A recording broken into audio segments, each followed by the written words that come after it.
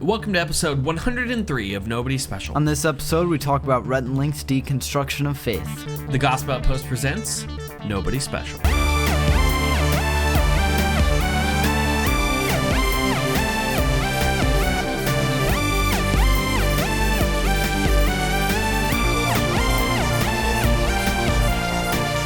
Hey everybody, welcome to Nobody Special, two Nobodies talking about the somebody who matters. I'm Danny, the host and Ear Biscuit baker of Nobody Special. And I'm Caleb, you're the host of Nobody Special. This is a podcast where two generations of people talk about God, pop culture, politics, and everything in between, all while not taking any of it too seriously. Hi Caleb. Hello. Caleb, alright, so can we talk about Netflix for a minute? I want to talk about Netflix. If you want. Okay, I do want. I want to do a couple of things, and then the big thing. And I'm the big scared. thing's great.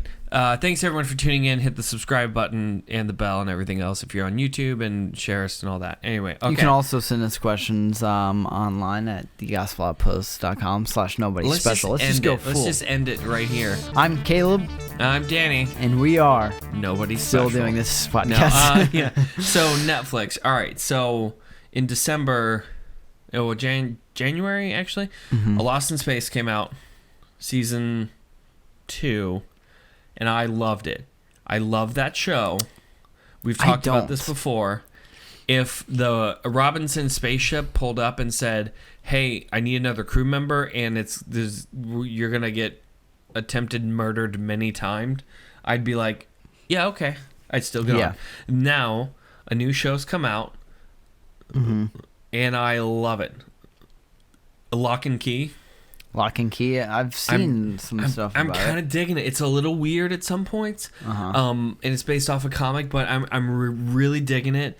It's it's one of those shows that's really difficult to explain the plot other than this they move into this new house that has a bunch of keys that do magical things. Interesting. And the mom forgets about all of it, and they're all trying to piece it together. I'm just really digging on it. They brought up some good points in there, and granted, I'm only about 3 episodes in, but there's a key that gives them the opportunity to go into their own mind, and they can take stuff out or put stuff in, or they figured out they could, but just being able to take out their fear.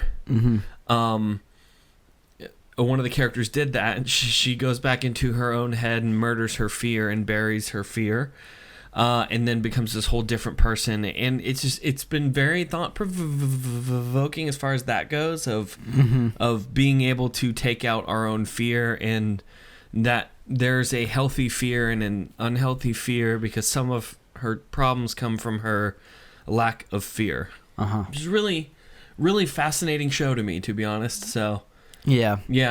I saw like the trailer for it playing. I don't know. I just thought it looked kind of stereotypical. The whole new family moving to a new house, and it's so big and interesting. What's in here? But I mean, it sounds cool though. Yeah, it's got the kid out of it in it. No, it's fine. I still love it. Oh, Georgie.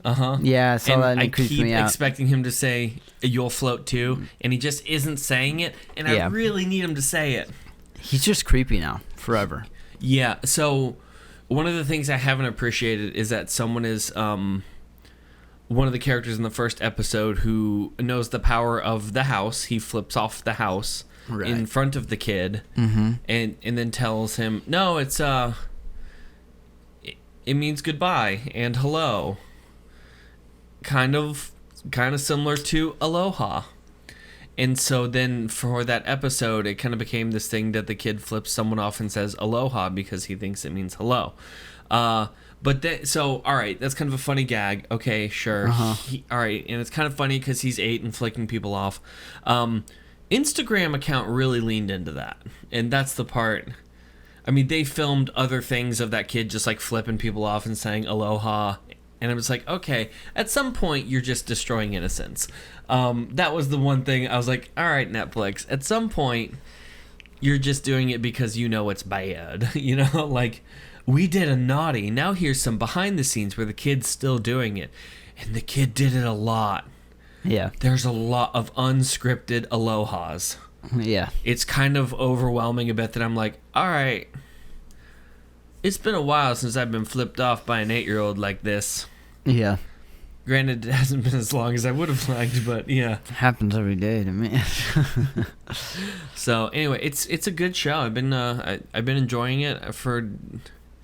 It does have some sexual content because there are teens in it, and I think Hollywood is just under the assumption that all teens are just getting down all the time, and it's statistically not true. But you know, whatever. We can talk about that in another episode. Maybe we can watch it and do a lock and key episode.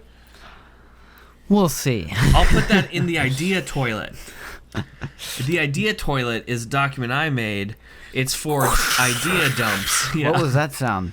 The idea toilet. No, the idea toilet is for if I have to dump ideas out. Yeah. Lock and key episode. If you want to hear a lock and key episode, then go ahead and leave a comment below and hit the subscribe button and do all the things. Wow. I'm just kidding. Caleb, though, I do have, from time to time, our podcast gets emails from various people. Yes, this is true. And we try and answer these emails. Caleb, I've gotten a couple emails in the past few weeks. Do you want to read one? All right. Which one shall I read? Only one on there? That one. Oh, okay. I don't know why you always give me stuff to read, because I am genuinely terrible at it. Oh, because between the two of us, one of us has a speech impediment and the other one can read words. All right. Compliment of the day to you, dear friend. I am Miss Amani Kadi. I want your assistance to transfer the sum of 5.5 USD into your account. I will give you more details when I hear positive responses from you. Please contact me with your below information to proceed with more details. Awaiting your positive responses. Number 1, your full name. Mm-hmm. Number 2, your home address. Number 3, your current occupation. Yeah. Number 4, your age. Yeah. Number 5, your country. Absolutely. Number 6, your current telephone number and mobile response. I think this is a good deal, Danny. Yeah. I mean, I don't see how anything what the opportunity to make $5.5. $5.5 USD. That means I'm down. if I ruin my credit, I'll get at this point, if I'm this is a scam, right? This is a scam. This is a scam. She called you friend. How dare you? Right. Yeah. 5.5 USD is just $5.5. It's like a little bit more than a cup of coffee. Mm-hmm. So yeah, I got a few of these actually. A few of them, they were kind of fun. That I think it's fun to empty the spam folder. I have one that it just keeps on giving. Yeah. Just keeps going, man. It's like I paste it into a Word document. It's like 3 pages. And these, they email the gospel outpost at gmail.com directly. Uh-huh. So part of me is asking, like, it's not that I don't have that email places. It's just that I don't advertise that email places because it's so easy to contact us. And so I'm like, they email directly. I'm like, cool. How'd you get this name? No, I love these emails, and I've been told it's bad to email them back because then they know it's an active email address. But there's so much of me that wants to do this. Yeah, you got to create a separate account for that. Right, but like, that would be like my 5th email account. James Wan. Veach? Yes, Veach. I think it's him. So yeah. So yeah, no, this is a 5.5 USD. The other, I had someone who said she needed help with medical bills, and she was a deposed princess of an African country whose father had been something, and there was a death in the family, and I got named, and I was like, wow. And that was the same email. Uh-huh. It was all the scams in one. I almost said, like, that is a crazy compelling statistical anomaly of a story, and I could have made $70 million. Man, passed it up. Passed it up, people. Dang. Yep. These are great. No, that I've been enjoying. Compliment of the day to you, my dear friend, and then she never compliments me. That's just a thing people say. My eyes. Compliment of the day to you, dear sir. So you're proposing she's Irish? No. That's not Irish. What was that? That's more... Compliment of the day to you, dear. I don't know what that is. It's not Irish, though. Oh, be getting my lucky charms, are you? Compliments of the day to you, dear sir. That? I think it's just like a fancy, Mr. Fancy. It's like fancy I'm very Scottish. fancy. I don't think that's an accent. I think it's just... Her name is Amina Kadi, and you're just assuming compliments of the day, my dear. Compliments of the day. Oh, don't be chasing the rainbow. Like, I don't even know. Oh, Caleb, this is great. So we actually have a quasi serious. It's a serious thing to talk about today. Yeah. And I wanted to start off by emptying the spam folder. Do you want to do another? No. Okay, good. Because that's more Can't work say in that I do. No, so just a bit of background info. We're going to be talking about the podcast Ear Biscuits by, I almost said friends of the show. By friends of the show. Friends of the We're show. We're good friends. We wish. That's like, but that's a nerd that goes to a party and says, like, yeah, the quarterback and I are friends. I'm like, no, that's, you want to be friends with the quarterback, not the other way around. But Ear Biscuits by the same people who do Good Mythical Morning, also Rhett known as and Link. Rhett and Link. They've been a YouTube stars. Probably they started back in like, let's see, I was working at Chick-fil-A, so that would have been 2007, 2008. They've been doing this a long time. They grew all throughout the platform. They've had multiple top-tier partner programs through YouTube. They've created content for Campus Crusade, a whole bunch of other things. They have 15 to 16 million subscribers on YouTube, a morning show, a podcast, a third channel, and a fourth channel. So needless probably to say... Probably a fifth channel, too. Probably. We just haven't found it. But and needless to say, they have a lot of influence. Yeah. And their story has tended to be that they started off in college doing stuff at... their story, it tended to be that they were engineers, and then they did YouTube. And over the past a month, they've been telling the story of the 7-year gap in between that. That does end up in them talking about their spiritual deconstruction. And we're gonna... Caleb and I are going to preface this first. This isn't, and not just on this podcast, but in Christianity and in faith, this isn't a time to dunk on these two people. Caleb and I have gone through, I think I totaled up, it's like 5 or 6 hours of research just for this episode, because their episodes of Ear Biscuits were about an hour and a half to 2 hours each. And we've heard most, if not all of it. And this isn't a time to dunk on them. They're being honest. They're being open. They're being transparent. And there's something to be praised about doing that, even if I disagree on some of their conclusions. Yeah. I mean, I think that it's just super, I hate to use the word brave. I hate that word. Right. But I mean, like, it's super awesome that, they would share their story, because, like, I feel like a lot of times people just think that, we don't want to hear it, and that it's not something that's admired. But, like, I think that it is important to be honest with yourself and honest with people around you, and just be genuine on what is going on in your life, and for them to do that in this broad of an audience is just crazy and super cool, and I think that it's something that we can learn from, and that we can just think about and right.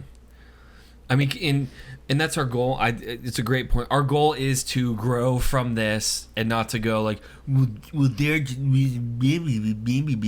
that's the tone that you're coming into, settle down. Yeah, it's gonna be all right, Karen.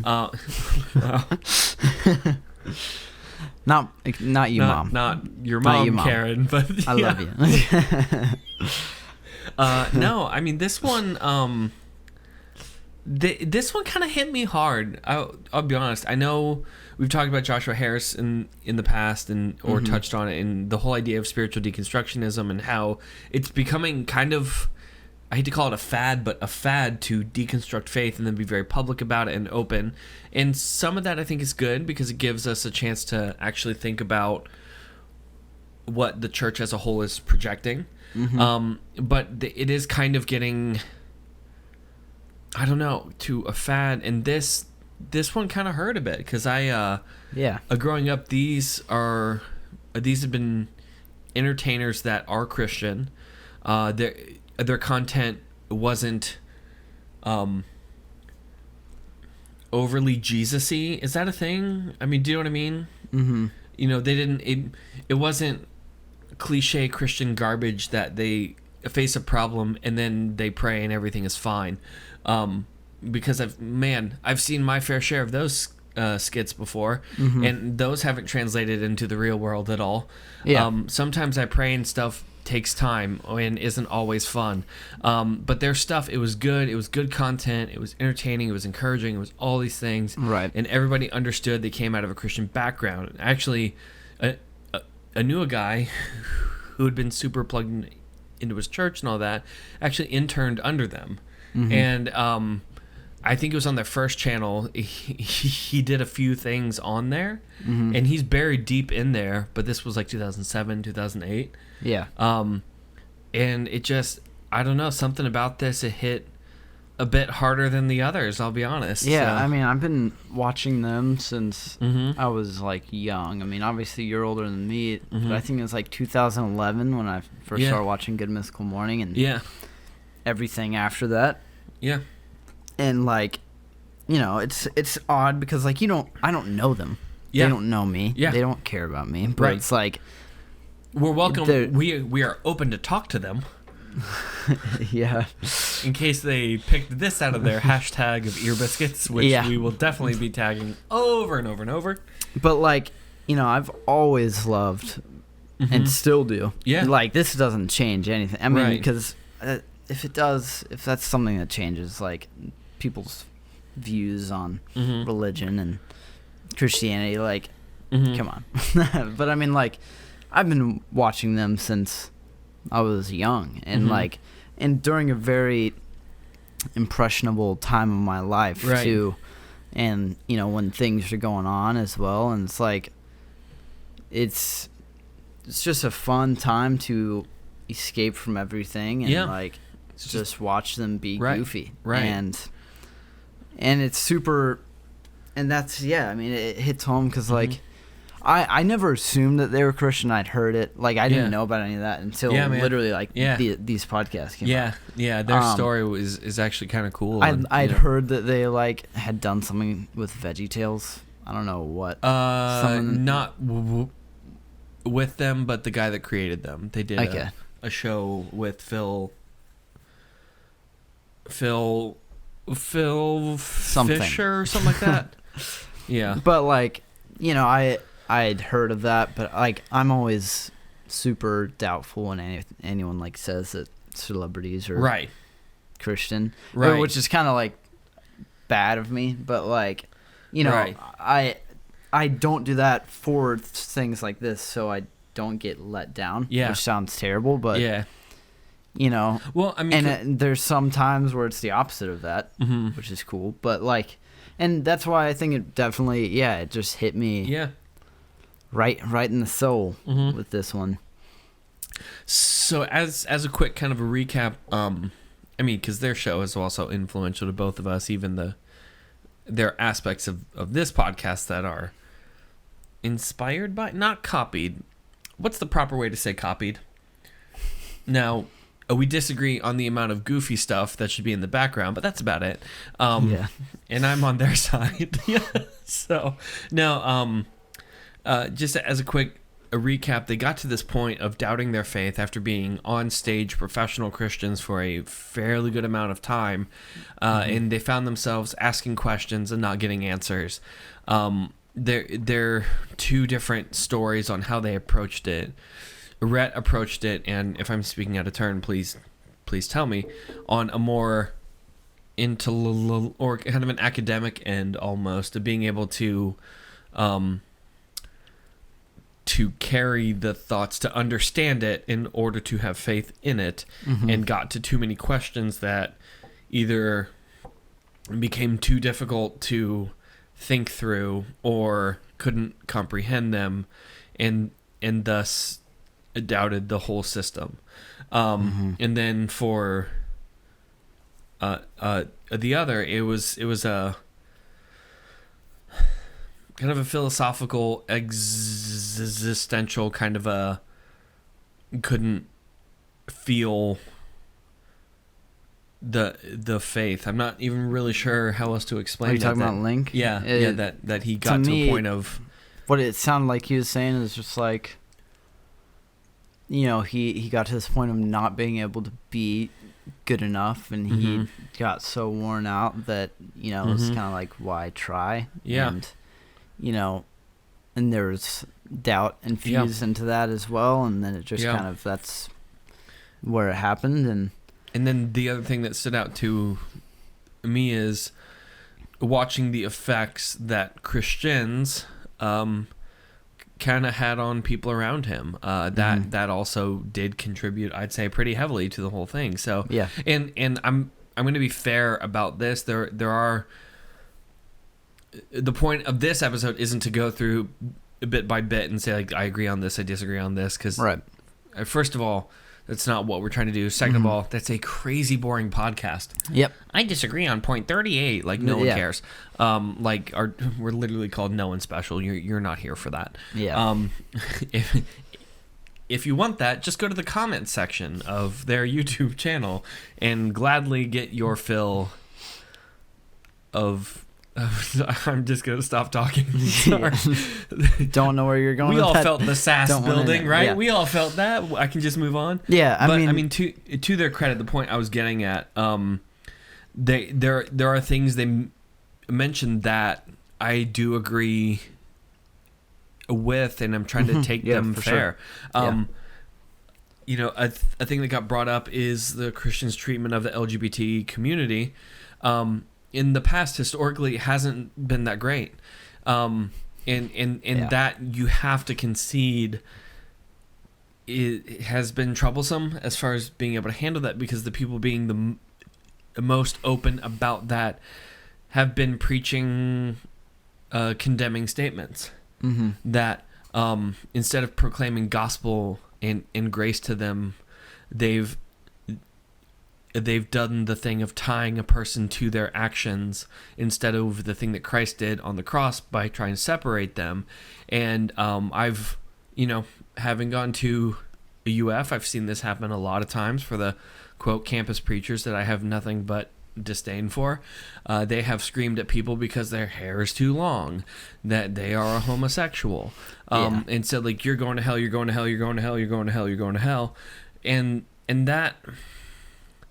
I haven't found a comparable time where Jesus did that and didn't kind of go after that by going, but all who come to me will gain eternity. And just a straight preaching of condemning people, especially the LGBT community, isn't helpful to the Christian faith at all. It just isn't. Yeah, no. Because there's therefore now no condemnation for those who are in Christ Jesus, and the thing people that are struggling through that need to hear isn't that they're condemned, but that God still cares about them in spite of their dispositions and everything else, and everything. I mean, and I mean, and they did, like you said, they brought up very good points and points that we should be convicted by. That, I think obviously it goes against what the gospel says. And what we believe. And then, obviously, let's make it very clear here. Me and Danny, we are Christians. We believe in God, and we believe that the Bible is inspired and by God through people and written by people, but ultimately it's God's word. And I believe everything is true, and we've both studied it, him more than me, but come on, brag on yourself. But no, I was actually talking to a person about this. The more complicated books I've gone through, the more of a simplistic conclusion I've ended up at. And that is, there is a beauty in that can only be orchestrated by God, that I can, hey, give me thoughts on this. Just love each other. No, but actual thoughts. All right, I'll spend an hour and then I'll end up on, so we should love each other. Yeah. Can we skip the hour and just love each other? Can we, I can find really complicated ways to say it, but the thing's still going to be the same. And there's a beauty to that I've always appreciated about study, is that it still ends up being beautifully complex and wonderfully simple at the same time. Yeah. Always love that. And that's kind of another important note is me and Danny are fairly, I don't want to say Calvinist. I know you hate labels very much, but Calvinist in the way we believe things, or Reformed, and it's not to say that we're better than any other people who don't believe that, but we are. No, I'm kidding. Sorry. You stink. Sorry. No, sorry, Armenians. No. But we believe that everything is to the glory of God. Absolutely. And I am never going to be able to understand it all. This life that we are in, we are only able to see through a small little peephole when the rest of the world is what God is. And that's kind of hurts your head, but that's just kind of what I believe. And that we are here to glorify God, and that it is His grace that He's allowed us to be a small part of that. And now, the part of it I wanted to bring up, because Rhett had a bunch of questions on age of Earth and all this kind of stuff. Is it a young Earth, old Earth, any of that? Okay. I'll just be straight up. I have two types of thoughts on that. I have my public opinion, and then I have my private opinion. And it's because if I'm actually hard pressed, they're both about to become public. My public is God created the earth. The end. That is the point of Genesis 1. I don't think it's intending to give a timeline or any of that. And now we're starting to dip into my private. I tend to just say God created it all, and He is over it all. He is sovereign over all creation because it was by His hands that it was created. That's my actual stance. Well, how old is it? Man, I don't know. That's a really good question that all of us can collectively ask God when we get up there. And I think that's fine to do. I don't enjoy taking hard stances on that. Now, to be fully open and transparent, I kind of have questions because there's so much of the science I just don't understand. I do have questions about that. But the difference is those questions aren't barriers to faith to me, because those don't, if it's predicated on my understanding, then it actually isn't faith at all.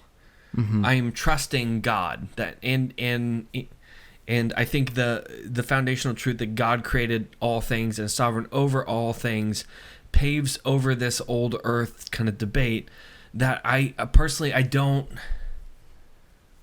get why that's a stumbling block to people, and that's just in ignorance. I don't understand why that's a stance people either they feel they have to come down hard on either end. I just personally don't get it. I mean, I never think it's just that. I mean, and there's so many different questions out there. And And specifically with Rhett and Link, and, they talked about just meeting up all the time and talking about these things. And it's I don't want to say that's unhealthy or that's it's not something you should do, because like, you know, it kind of gives off the vibe of like, if we talk about all these things, you know, we're gonna eventually realize that Christianity is untrue, if you know what I mean, like, right, which isn't true, but like, I think what's dangerous about that is just be mindful of where you're focusing. And it's fine to ask these questions. It's fine to have doubts.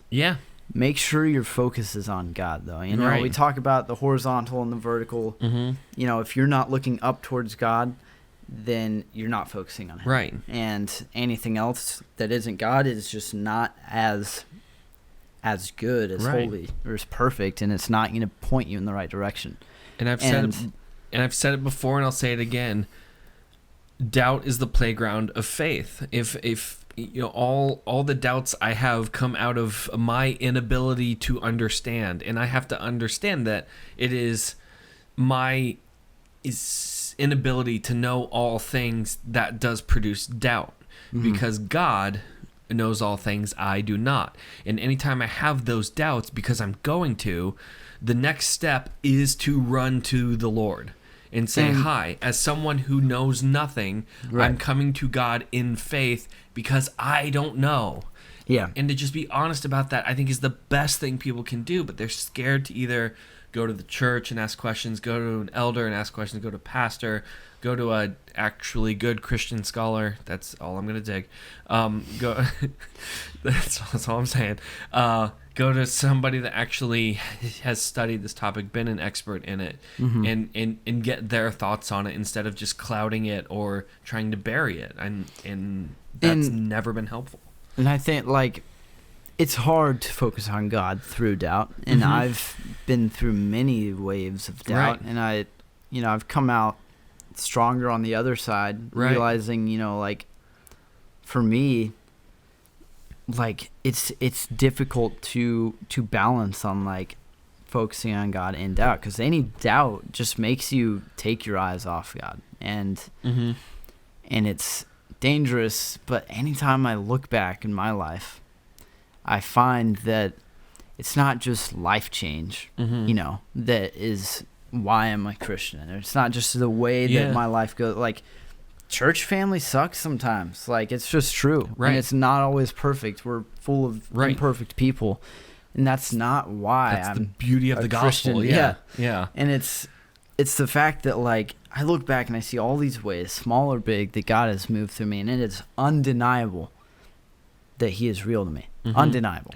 And, like, there's, to me, more faith in that, and more, like, truth that I see in that. And I know, like, you guys talk about, or Rhett and Link, they talk about, you know, if you're listening, Rhett and Link. I don't know why I just assumed that I'm, like, this having is a just conversation. If you're not Rhett or Link, turn this off. This isn't to you. It's real stuff going on.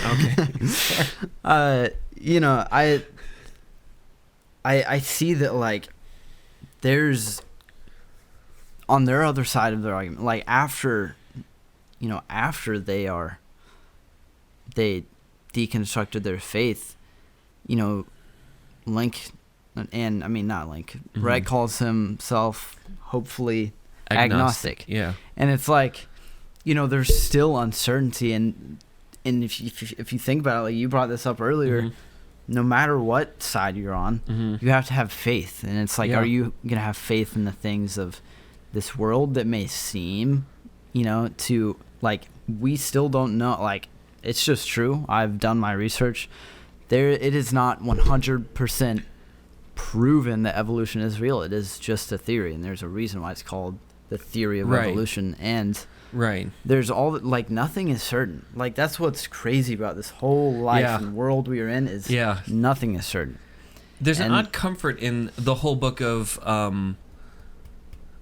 Ecclesiastes. There we go. I kept saying the book of existentialism, and I'm like, no, that's not it.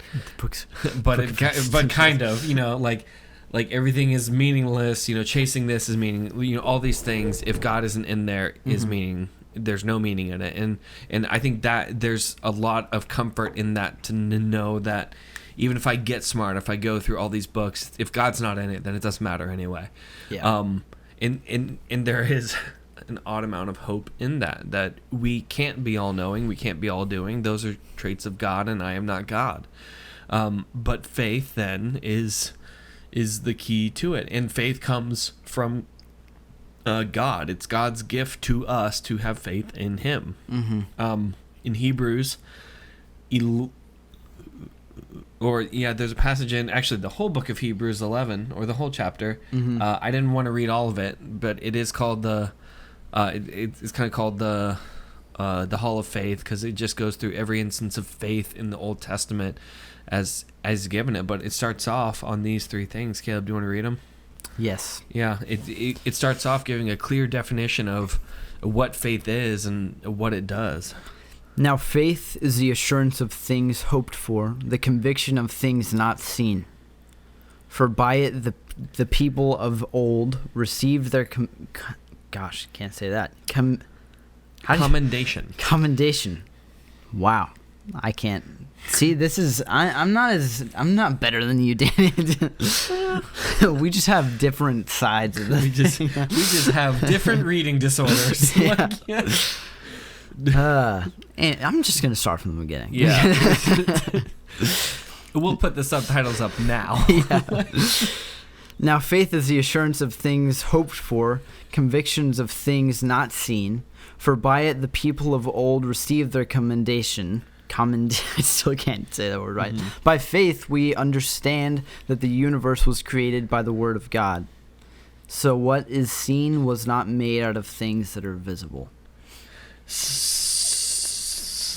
So to me, partially this speaks to the idea of, if I have to understand a thing in order to have faith, then I'm not having faith. And I think of their story of deconstructionism, that became a real stumbling block to them in two different ways of they felt they had to understand or they could not have faith, and that just I wouldn't problematic.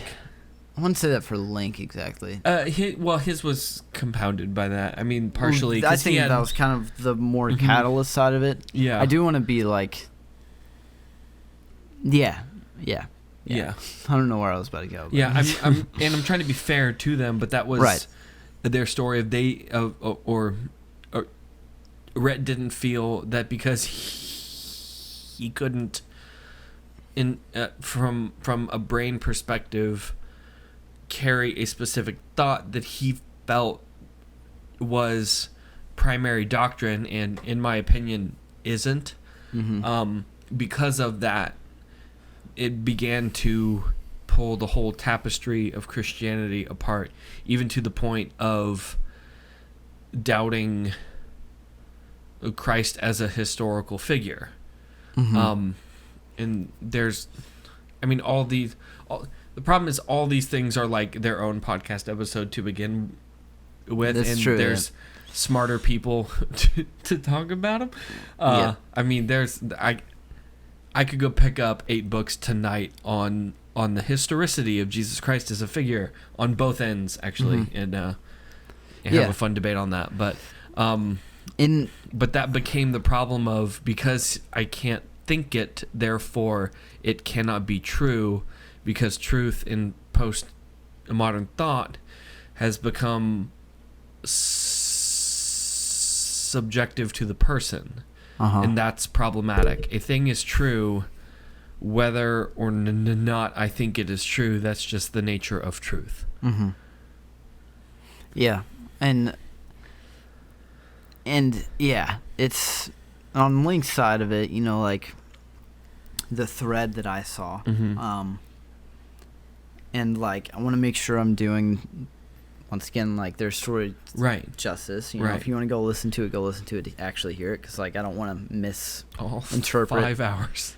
What their stories are, and I think that's important. Yeah. But what I noticed, he grew up, and even he said it himself. It was just kind of like this fear of going to hell, and that's what prompted his relationship with Jesus. And sure, it sounded like it did turn into, a relationship, but what he found himself feeling was that he was not able to make himself good enough spiritually, and he just kept on failing over and over and over. And that was the point of that. I said, "Me too, bud." Like, I know, right? Exactly. Same. Exactly. And to the point where, like it should be, like it got tiring for him, and then, him and Rhett started talking about these things, and that introduced kind of doubt into the equation, and that's just what happened. And what I notice is, like, I think it's important to have a right understanding. This is a case where I think it's important to have a right understanding of God and theology around him, because it seemed to me that it was just a very just not right understanding of God, that God, we don't need to be perfect, and that's where his grace comes in, is when we are not able to cover every sin in our lives. He's paid for that all, and it's important. That's why we say on here it's important to remind yourself of the gospel, like, all the time, because it is his grace and his love that we don't have to be perfect. And that's where I thought that I would, like, I would be to be stressed out. To like be he was. clear, if I'm coming to Christ, I don't need to come to Christ clean, because it's Christ who makes us clean. There is, as a person grows in their faith, some they'd call it a pruning. It's just called discipleship, where a person does become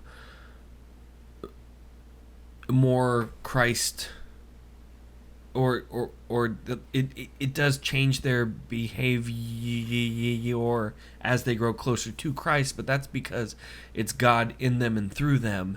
It is the emptying of the self that over time, and even into glory, into eternity, they become bonded in identity with Christ.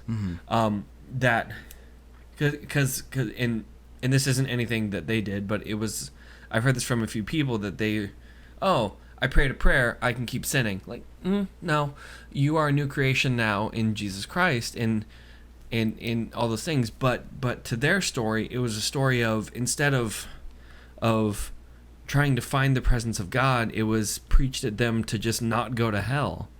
And that, I think, is a pastoral fallacy, that the only reason that going to heaven is great is because God is there. And to preach it as just don't go to hell isn't enough to say Jesus is the Lord. If I'm just trying to not go to hell, I'm going to find myself in hell. If I'm trying to experience the full presence of God's grace and mercy, I can do that at the foot of the cross, bowing before him and saying, "This is everything I am. Take everything I am." And then out of that comes this work of the Spirit to transform a person, to pluck them out of death and change their behavior. But that is an act of the Spirit over time. It isn't a switch that flips on. I just wanted to clarify. Sorry. And I mean, I think that it's super important. And if you were to ask me, like, that is the main reason that they fell away from the faith. This is just my perspective on it. Is because, they didn't have a right understanding. And like, that's difficult. If they are listening to this, I can understand. That's like, you're gonna disagree with me, obviously, but like, we utmost respect. Like, but we're trying to be clear. We have the utmost, because that it takes bravery to do the thing they did. Right, and even if I disagree on the premise and everything about it, I still utmost respect. Exactly. And well, I love them so much. And like, still will always, and like, as as a cautionary, though, to the people that are tuning into this podcast, or just checking it out for the first time, if a person is struggling in their faith, first of all, it got brought up previous, it's okay to have doubts. Just bring those doubts to God. Mm-hmm. If there are questions, ask questions of a person. Ask a pastor if they're not okay answering those questions, or just give some kind of static answer like, you just gotta have faith.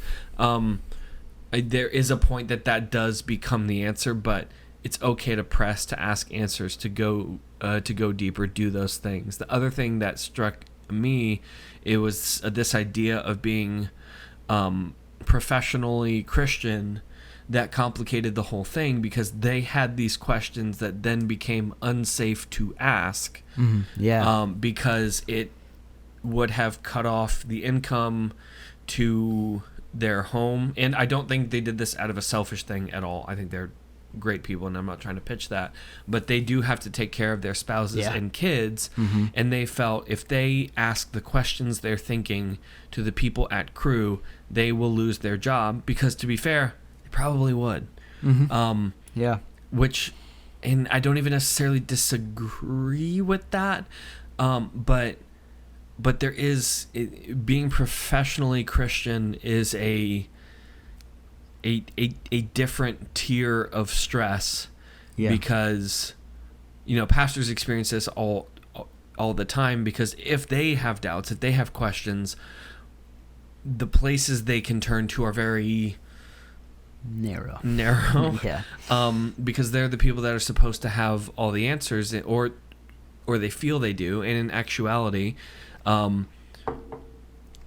pastors have questions too, and need to hold each other up and accountable during this process. Mm-hmm. And that's good to do. But they didn't carry a place to ask questions. I know they talked about they didn't feel comfortable talking to their spouses about it. The only people they could talk to was each other, and they had the same doubts, and so that became a feeding thing that it fed itself. Mm-hmm. But all this to say is the people we choose to be our influences are very important to the spiritual growth of a Christian. Mm-hmm. That at some point you have to be willing to be in the presence of other Christians that challenge and defend your faith. Yeah. And to be in community that isn't tied to your income, which is very, very difficult if a person's on like church staff. It's very difficult. But the question, actually, I heard it pitched is, do I love God strong enough to be willing to tank my job in order to praise him? Mm-hmm. And I was like, oh, that's a hard one. Like, would I give up my career in order to praise the Lord? Mm-hmm. I'm like, oh, yeah. I never had to think about that one before. Like, but my job is praise the Lord. And they're like, no, it's not. Your job is not to praise the Lord. Your job is to teach the children. Oh, yeah. Okay. Yeah, and I mean, big oof. So, like, that was so interesting, mm-hmm. And Link was talking about that, and and it's just true, like you're saying, that has to be, like, just really difficult. Yeah. And it's sad, it's sad that, there's not really many exceptions for that, because, like, mm-hmm. you can't tell if someone's going to make it through that season of their life. Right. And that's where you're just going to be like, mm-hmm. Just temporarily. Yeah. Or maybe just step down. Yeah. And like you said, I've never thought about that either. Yeah. Until, he brought that up, and it's crazy, and that had to be difficult. Yeah. But so as far as because I'll be honest, these spiritual deconstruction stories and fallen pastor stories, they're starting to wear on my soul a bit. I'll just be straight up. who's going to be next month? Like that kind of, Joshua Harris, these guys, a whole bunch of other people have done it. Mm-hmm. I think there is this low-key spiritual attack going on all throughout Western Civ, that it's causing these things to fall into question. And then if I'm trying to stay strong in my faith, it's okay to ask questions, be in good Christian influences. What else? Mm-hmm. What kind of things do you do to feed into a standing firm in the faith? I mean, I kind of mentioned it before, but Mm-hmm. I think looking back on where God has moved in your life, Mm-hmm. and I think that's kind of like the number one thing that encourages me. Yeah. I don't think it should be done all the time, because I think it's important to look forward and to. Well, it's the tell the story thing. Right. Yeah. The story, you tell the story in order to look forward. And yeah, exactly. Yeah. And I find, like, testimony is Mm-hmm. more often God uses that to me personally Mm-hmm. than to the people around me. Yeah. Which is fine, and so I think that's one thing. And Mm-hmm. Staying in community and having those people, like, intentionally placing people around you Mm-hmm. to have outlets to ask questions. Yeah. And I think that's super important. Yeah. And I think just staying in the Word and praying and making sure you're focusing on God. Right. I mean, it can be hard, obviously. Right. But just know that, like, God is okay. Yeah. With you just, like, Yeah. unloading your feelings on Him. Oh, oh boy. Like, just Yeah. screaming at Him Yeah. is what He wants sometimes. Right. And So some of the best prayer moments I've ever had have been, I was in a church service. I might have told this one.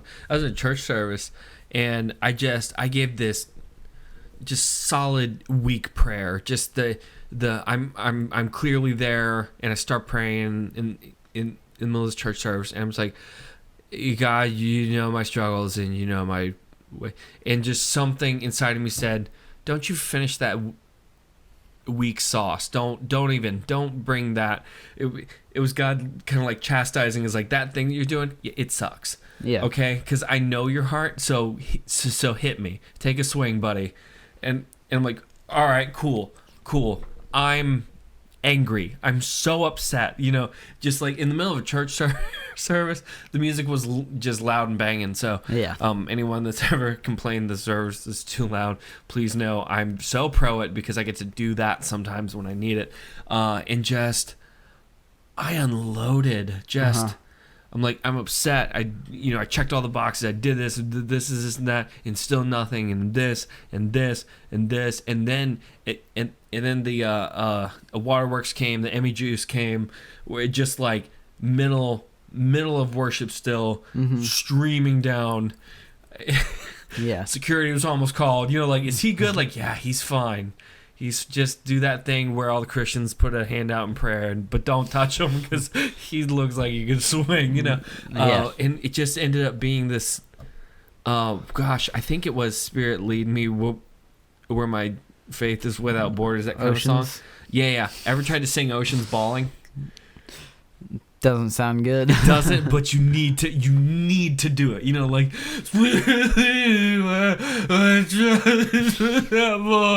like that. And I'm making fun of it now, but the spiritual burden I had been carrying. Yeah.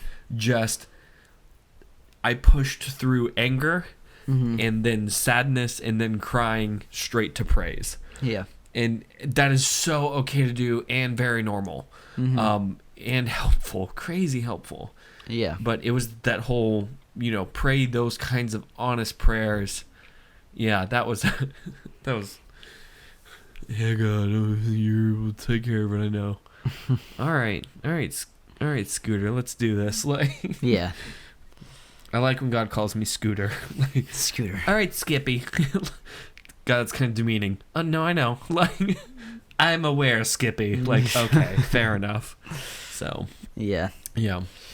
I mean, yeah. It's crazy. Yeah, it seems like more and more, people are kind of sharing these stories, and it's like it's a mix of, I think it's good and it's sad, and it's just kind of. I struggle with, is it good? I'll just be honest. I struggle with, is it good? Because 2 million downloads just heard Christianity makes no sense. And I guess that's the part I hurt for. I appreciate their honesty. Right. There needs to be stories that people are okay telling their spiritual construction stories, because those aren't being told. Yeah. I mean, I think that's definitely, important. And, and it's hard because, like, what are you going to do? Rhett and Link have a great following, and they're just being honest what they felt, and it's like, right. I'm glad, because I've been following the Twitter hashtags and all that. The conversation taking place has for the most part been good, and I appreciate that. And to anybody that's thinking like, I should get in on that conversation, man, you just walk carefully and walk in grace in this whole thing, because that is the thing that is needed in these cases, is grace, and caring about people who are lost. Yeah. Because the one thing that's becoming really clear is that a lot of people have a lot of questions and feel, even if it's accurate or inaccurate, that they've been slammed by the church a little too hard. And being able to say, hey, I disagree, but still love you, because God loved me first. Yeah. I think that kind of a message is going to go a huge amount of distance, open up conversation, open up the ability to share our spiritual construction stories of how I got to the place I'm at, of how a Jesus has impacted me, and then getting to that, I think is going to be very important to do. Yeah. So Caleb and I are brainstorming some ideas, and we'll let you know more about those as we move from brainstorming to actual, because I'm not going to announce a thing and make him do it right now. So yeah. We're going to Los Vegas. No, Los Angeles. That wouldn't even make sense. We're going to Las Vegas. We're going to Las Vegas. No idea why. So, yeah. Caleb, any other? I have one thought I want to close on. So, do you have any last thoughts? Any last thoughts? I mean, I just want to say, like you said, it's important to understand that I love a person, not because of their actions, but because of who they are, and in them. And God loved me first. Yeah, and that's what God called us to do. If we as Christians can't love people in any scenario, doesn't matter, no excuses, then what are we doing? That's what God called us to do, and if you truly believe that He died on the cross for your sins, then it is what you're called to do. Yeah. So, put on your boots, Skippy. And I, once again, like, I'm always gonna love Rhett and Link. Yeah. And I appreciate them telling their story, and I would agree with you. It's like, it's hard to say whether or not it's good, and from our perspective, and yeah, English stinks. There needs to be a better word. I appreciate it was done. It tells us things about the church that, as the bride of Christ, that all of us can grow in together. Yeah. I'm not ready to call it good, but that's just because I don't think the word fits. Yeah. But to put it plain and simple, like, did the same thing with that's Joshua their Harris. story, and that's what it is. I mean, I disagree with their views. Yeah. But I love them. Yeah. And, I think that's just what we need to see more of in Christianity. And in the end, and this is the part I want to close on this, if that's good. In the end, I have to hold to the fact that God is still moving. The story of people coming to Christ and spiritual journeys and all this type of stuff is, it ain't over till it's over. And to those that are at this point, okay, going, well, we're just gonna write them off. Well, that's not what we're called to do. Yeah, we're called to pray for them in their journey, in their spiritual journey, because God can still do miracles. God is a big God who does big things, and I have to hold out hope that there's still hope for them. Right. Because if I can't do that, then I think all of us are lost. Yeah. I mean, so pray for them, pray for the people that are in our community, in our neighborhood, that have questions. Pray for them. Yeah. And pray that God could give them a person to ask questions to grow in their faith and understanding, and then don't be super surprised when it's you. Yeah. So, and I think that's it's super important, the fact that like nobody is too far gone. And we've, as a church that I've been going to, that I go to and have been going to for a while, we're in a series about Jonah right now, and that's just kind of such a clear message. You look at Nineveh, where God called Jonah to go to. They were terrible people, terrible. They, I've heard that they like had skulls as decorations and made raisins out of people's eyeballs, and were just a godless community. Who doesn't do that? And God still pursued them through, Jonah, who of course didn't want any part of it, but we know what happened. And what's cool is the part that we just got to, and we're currently at, is like through, I think it's something like 8 words, like the Holy Spirit just moved, and they all repented. Yeah. And it's just such the world's clear worst sermon. Such a clear and evident thing that like nobody's too far gone. If God can send this person who didn't even want to be sent to save a whole nation of like, or a whole city of people, that's just crazy. Yeah. Of the people who like just were nowhere near, having God, and like it's super cool. And so like applying that to our lives and stuff like this just makes it way easier to be like, God's never done moving. Yeah. Yeah, God. The thing I appreciate about God the most is God is a meddlesome God that that doesn't quit until the very end, and until Christ comes back and says, "I am," and then it's over. There's still hope. Yep. For anybody. So. Right. Caleb, if I'm tired of getting spam mail and want actual mail, you can you can send in questions at thegospeloutpost.com/nobody special. On our page there, if you go to the bottom, we have a little question thingy, or if you just want to say hello. So type us something, say or hello, at a minimum, ask us a question. Offer us more than $5.5 to steal our credit. Yeah, I want Amanda, at least $6. I forgot her name. What is it? Talking to you, Amina. Yeah. The Irish gem of compliments. I don't even know. Compliments of the day to you, my dear friend. Also, you can find us on Facebook and Instagram at Nobody Special Podcast. Yes. Can't find us on Twitter. Stop looking. We're on YouTube, comes out on Tuesday.